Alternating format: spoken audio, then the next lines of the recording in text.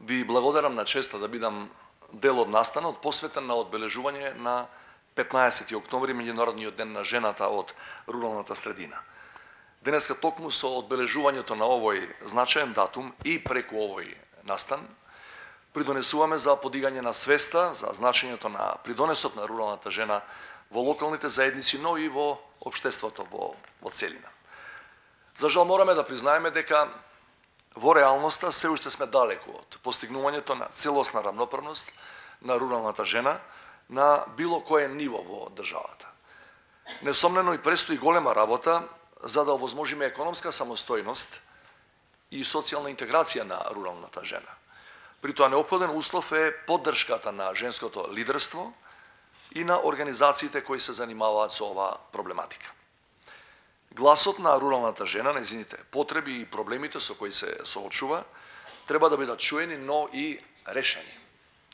Поддршката на оваа категорија жени не сме да биде декларативна и наменска, како што најчесто е, и не само на меѓународниот ден, туку суштинска и секојдневна. Затоа е потребен ангажман на сите засегнати страни и функционално партнерство меѓу државните институции и граѓанските организации заради вклучување на руралните жени во процесот на одлучување на сите нивоа, со што и самите ќе станат креатори на политиките и на иницијативите за подобрување на нивната положба. Едноставно со други зборови кажано, тие самите треба да одлучуваат за себе и за својата улога во општеството. Секако клучно е надминувањето на стереотипите и на традиционалното вреднување за местото и за улогата на жената во заедницата и во општеството, што е најизразено токму во руралните средини. Во овој контекст, особено релевантни се темите за обезбедување на платено породилно отсуство и здравствено осигурување на жените земјоделки. Почитувани, руралните жени се столб на локалната економија, придонесувајќи како земјоделки, како сезонски работнички или како предприемачки.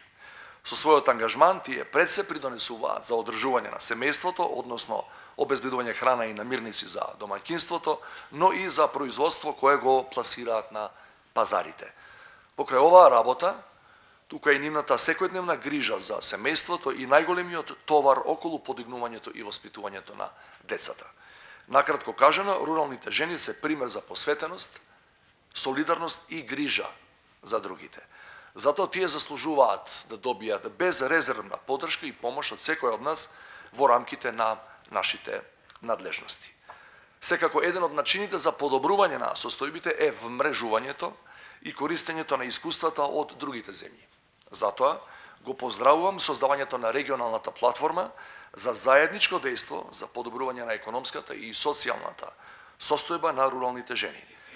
Ги поздравувам и упатувам благодарност за присуството на денешниот настан на организациите кои што доаѓаат од земјите на Западниот Балкан и кои учествуваат, кои се дел од оваа регионална платформа.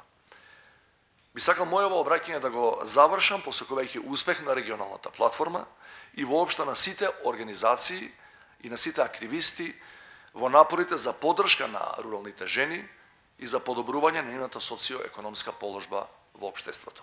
И благодарам.